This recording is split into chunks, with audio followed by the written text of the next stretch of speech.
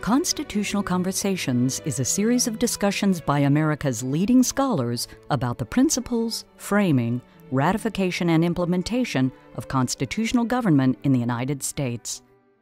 This series is hosted by the James Madison Memorial Fellowship Foundation of Alexandria, Virginia.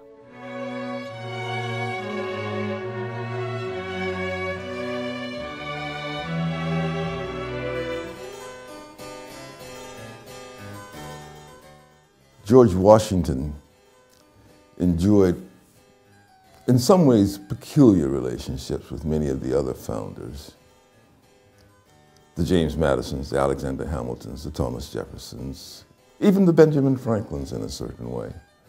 Because George Washington had ascended in an important manner to a status, an elevation in the United States that was rivaled by none other than perhaps Benjamin Franklin. In 1777, citizens of the United States began celebrating his birthday spontaneously. There was no law, no declaration that it should be. They just held public celebrations. So all these people with whom he had to work in association, in deliberation, with extensive correspondence, in leading towards the establishment of the Constitutional Convention and the eventual approval, ratification of the Constitution, were people who at one and the same time became intimates and yet retained a certain distance. They were people who wouldn't exactly call him George, i.e. first name was not the basis of the relationship, but who at the same time would develop high degrees of confidence and reliance in interacting because they were engaged in a common effort. And you see this in the case of Washington and James Madison, because leading up to the Constitutional Convention, they exchanged correspondence in which Madison entrusts Washington with an outline of what he thinks the convention, the Constitution, the future ought to look like. And Washington sends directives to James Madison saying, we must aim high. It is better to seek the best than to fear failure in this circumstance. So let us try no temporizing expedients, Washington said. Let us put our best foot forward and let the chips fall where they may. Following the ratification of the Convention of the Constitution, we have, of course, a new government, and Washington has to become president. What happens? Many people have to encourage him to accept the presidency, just as they had to encourage him to attend the convention in the first place. James Madison was one of the primary interlocutors who sought to persuade Washington to take this leading role.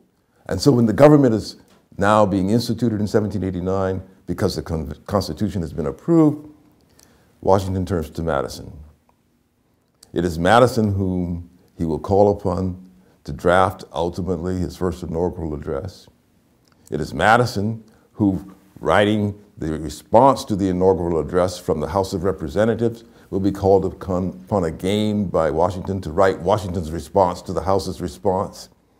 When Washington gets a response from the Senate, he calls on Madison to write the response to the Senate response. It sounds, I know, like Madison is carrying on a dialogue with himself, doing all this writing. But the point, of course, is that Washington's reliance upon him said something about what Washington expected and what Madison could count on in their relationship. What Washington had said to James Madison is, look, we're at the outset, we're just starting out, and everything we do will become a precedent. And so we must be sure we get the precedents right. So the moment when there were no precedents at all, he was thoughtful, he was prepared, he was willing to see what the future would look like. As I said earlier, it's intelligent design. It's evolution, but it's not by chance. So Madison and Washington were partners in shaping the government. And as that partnership developed, under the first couple of years, Washington was relying upon Madison as effectively a prime minister, because Madison was a member of the House of Representatives, and he led the government. He introduced the amendments which became the Bill of Rights with Washington's approval. Now, of course, after a little more time has transpired, they become somewhat distant because partisanship enters the picture. Political parties begin to grow. And James Madison with Thomas Jefferson become leaders of the new Republican Party, while Washington is the titular head of the Federalist Party, the administration. So they had a close relationship. They were intimates. They relied upon one another, but they were also independent intellects. They were strong characters each. They could pursue, as their understanding informed them, different political goals. Never parting, I would submit, from the fundamental goal of making the Constitution work.